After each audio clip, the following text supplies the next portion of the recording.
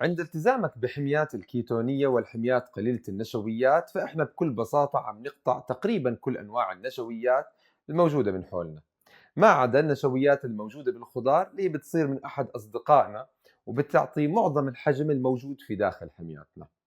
لما أنت بتلتزم بحمية الكيتو من الضروري بقائك داخل هذه الحمية وعدم الخروج حتى تحصل النتائج، واللي صعب جدا أنك تستمر في الحالة الكيتونية إذا بتدخلت نشويات. فتناولك تمرة واحدة تخرجك من الكيتو عند معظم الناس، وخصوصا إذا كنت بتعاني من مقاومة الأنسولين. وحتى تحصل النتائج لا يمكن إنك تحصلها إذا أنت كل أسبوع عمالك بتطلع مرة من الكيتو. وفشلك بالالتزام بالحمية هو دلالة إنه أنت ملتزم بالحمية بطريقة خاطئة، واللي لازم تكون ملتزم فيها بدقة وبطريقة صحيحة 100% وأكيد محسوبة. وغالبا لو انا التزمت في نفس الجدول اللي انت عمالك بتستخدمه انا ما بقدر اكمل معك بحميتك لانها خاطئه. حنحكي كل ما يتعلق بهذا الموضوع بالتفاصيل حاليا، جيب ورقه وقلم حتى نسجل كل التفاصيل. اكيد في البدايه اعمل شير للمحتوى حتى يستفيد اكبر عدد ممكن من الناس، اعمل اشتراك في القناه وتفعيل زر الجرس حتى انت تستفيد، واكيد اعملنا لايك وخلينا نبلش بكل التفاصيل. اولا خلينا نعرف ليش انت حاليا خارج الحميه الكيتونيه.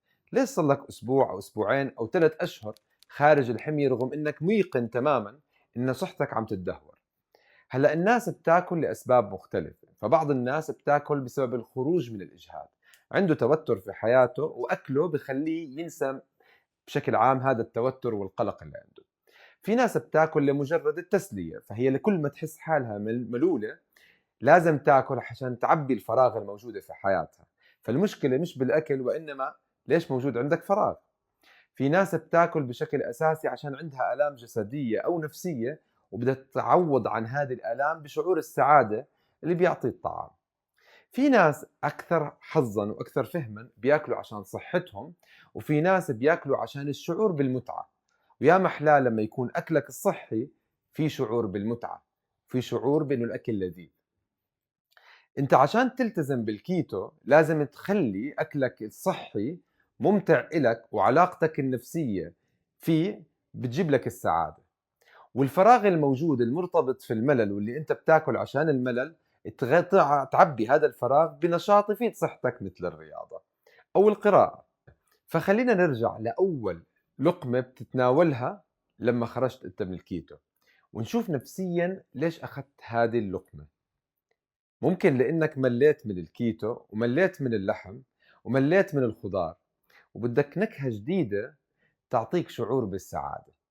ممكن لأنه انضغط عليك من قريب أو صديق، رغم أنه شايف نتائجك الصحية عم تتحسن ووزنك عم بنزل وقراءات السكر عم بتصير أحسن وأحسن، آثر على أنه يكرمك بأنه يؤذيك، فتناولت أنت قطعة النشويات.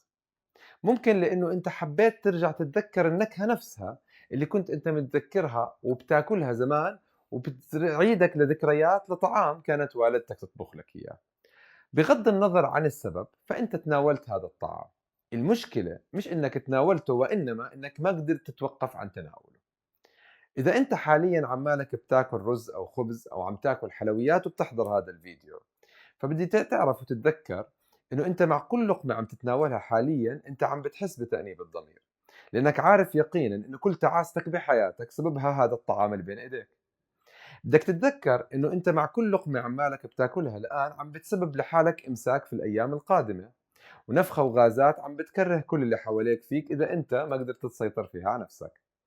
بدك تتذكر انه ثقتك بنفسك سببها حاليا وزنك اللي لا يمكن انك توصله الا لما توقف تناولك لهذا الطعام اللي انت عارف انه مبرمج لزيادة وزنك.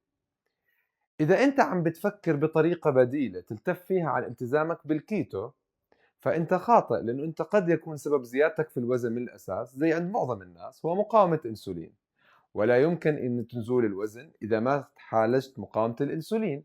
عشان هيك بعض العقاقير زي الجلوكوفاج ممتازة بتقليل الوزن لانها بتقلل مقاومة الانسولين.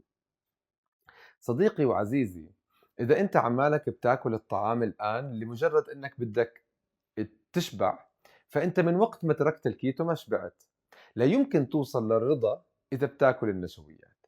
وإذا بتاخد معلقة من السكر اليوم السكر ما بيخليك تشتهي إلا السكر، فبكرة رح يصيروا معلقتين، لحتى توصل لتاخد 27 و28 و30 و60 معلقة من الشاي من السكر يوميا بأشكاله المختلفة. وهذا الوضع هو اللي خلاك تدخل على الكيتو من زمان، فليش متوقع نتائج مختلفة الآن؟ عزيزي، إذا أنت مهتم بصحتك فأنت الطعام اللي بتاكله الآن عم بيأذيك. وإذا أنت عمالك بتقول إنه أنت ما أنت قادر تكمل على النشويات أو على الخضار عفوا واللحوم، فأنت البديل إيش؟ إنك تطلع وتاكل حلويات بتأذيك، ما فيها أي نوع من المغذيات، أو خبز بمنع امتصاص المغذيات اللي معاه، أو رز بس بيعبي معدتك على الفاضي. إذا أنت الآن ما بتقدر تصوم بين الوجبات وعم تاكل سناكات طول اليوم، فما هكذا خلق الجسم. فأنت عم تاكل وأنت مو جوعان بالوقت اللي أنت عارف إنه عم بيزيد وزنك كمان، فكيف ممكن ينزل وزنك وإذا بتاكل طول النهار؟ وأبشرك، حتى لو قللت أكلك وعملت صيام متقطع، إذا أنت شاعر بالجوع فلن ينزل وزنك، لأنه جسمك ببطئ الحرق. وإذا أنت عندك زيادة في الوزن، فزيادة الوزن هو عبارة عن دين لازم تسده، سواء الآن أو في المستقبل. إذا سديت الدين الآن وخسرت وزنك اليوم وعمرك بالعشرين بالثلاثين بالأربعين، فهو خيار. أنت بتختار تسد الدين اللي عليك زي أي دين في هذه الأرض، لازم تسده. لكن إذا ما سديت الدين الآن وأنت بصحتك وعافيتك، رح تسده غصب عنك بالفراش. أصدقائي، اللي بيوصل عمره في 60 وال70 وعنده زيادة بالوزن، هذا مو إنسان عايش، هذا طول الوقت جالس على أريكة وعماله بيعمل اللي أنت بتعمله الآن، بس بياكل. إذا أنت مريض سكري فأنت عندك خياران. الخيار الأول إنك تقلل النشويات وتسيطر على السكري، سواء أوقفت العلاج أو لم توقفه. مش الكل بيقدر يوقف العلاج، بس الفرق إنه ما بوصل لمرحلة الإنسولين وتدهور صحته. الخيار الثاني انك تضلك خذ علاجاتك وزيد في علاجاتك الى ما شاء الله، لكن معروف نهايتها 50% من مرضى السكري فشل كلوي، وبعضهم يصاب بالعمى، البعض الآخر ينبتر له أعضاء، فقدان القدرة الجنسية، بالإضافة لفقدان القدرة على الإبصار وحتى الإحساس في بقايا الجسم. بالإضافة أنك رح تاخذ بالنهاية إنسولين. بنهاية حلقتنا لليوم، شفت المعلومات بالفيديو مفيدة؟ أكيد لا تبخل على غيرك بالشير، فنشر المعلومة أكيد خير وزكاة العلم نشره. وما تبخل على حالك بأنك تنضم للقناة وتكبس على إشارة الجرس حتى يجيك أول بأول إشعارات كل ما يخطر على بالي فكرة مفيدة لك. ما تبخل علينا باللايك، وبتقدر تنضم لعيادتنا بأنك تكبس www.samarasketolife.com. واكيد تقدر تنضم لعالمنا الرائع بالفيسبوك، عالم سمارة كيتو اند فاستنج بلانت. تقدر تتابعني على الانستغرام والسناب شات، وبشوفك في الحلقات الجاي بمشيئة الله. مع السلامة وبأمان الله. باي.